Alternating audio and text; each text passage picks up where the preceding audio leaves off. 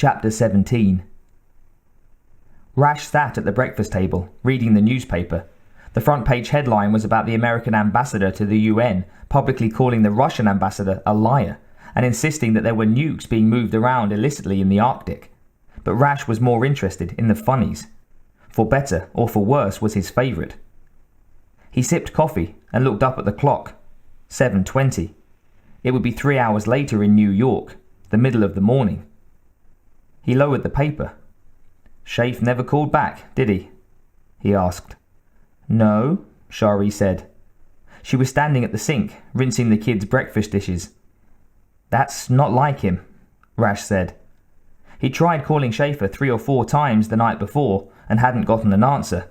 He'd left a message on the machine at Schaefer's apartment. Maybe he's on a stakeout, Shari suggested. If he is, he could be gone for days. She didn't mention all the times Rash had been gone for days on stakeouts, or that there hadn't been any since they'd moved out to Oregon. Maybe, Rash admitted. He smiled at Shari to show he wasn't worried, that everything was fine and that he was happy to be out here in Blue Creek. Then the smile vanished. What the hell, he said. I'll give him another try. He tossed the paper aside and reached for the wall phone. He knew Schaefer's office number by heart. Someone picked up on the 5th ring, and Rash started to relax, but then he realized that the voice on the other end wasn't Schaefer's. Detective Schaefer's office, Officer Weston speaking? The voice said. Weston? Rash frowned. This is Rash. Is Schaefer around?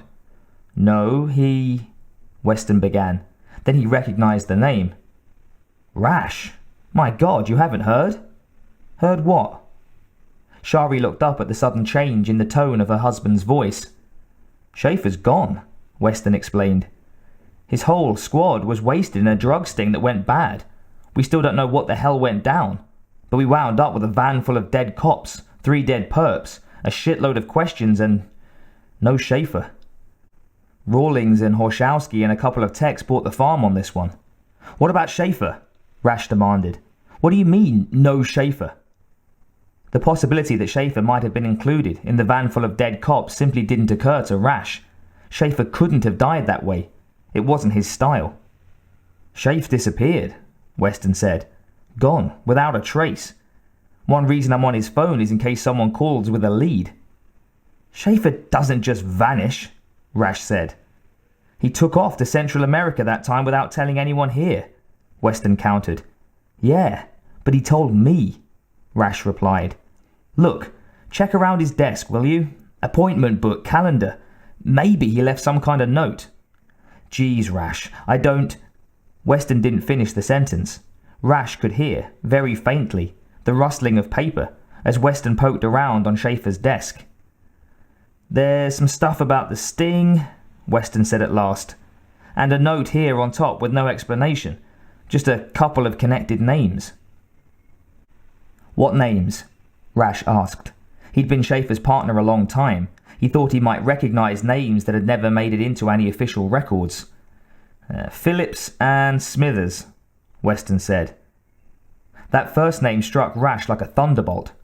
Phillips, he said. Phillips. Yeah, Phillips, 1 L, Weston said. Does that mean anything to you? Rash hung up the phone without answering. In New York, Weston called, Hello? Into the mouthpiece a few times before he gave up and did the same. Rash was staring at the wall. Honey? Shari asked. What is it? Schaefer, Rash replied. What about him? She asked, putting down the last cereal bowl. Is he okay? He's missing. Oh, she said quietly, staring at him. I have to go, Shari, Rash said. But if he's missing, how will you know where to go? Shari protested. It's more than that, Rash said. It's not just that he's missing. He stopped, unsure how to explain. Schaefer was his friend, and more than just a friend, he was Rash's partner, and that held true even if they weren't working together anymore.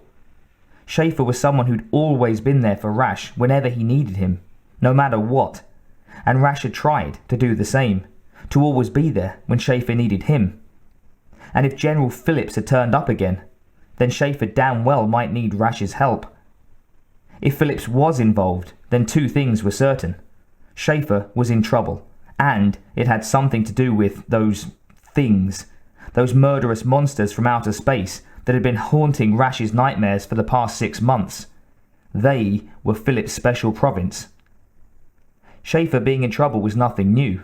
Schaefer lived and breathed trouble, and was a match for just about anything he ran into. If there was anything on Earth that Schaefer wasn't a match for, though, it was those damned alien creatures, and General Phillips. "I have to go to New York," Rash said.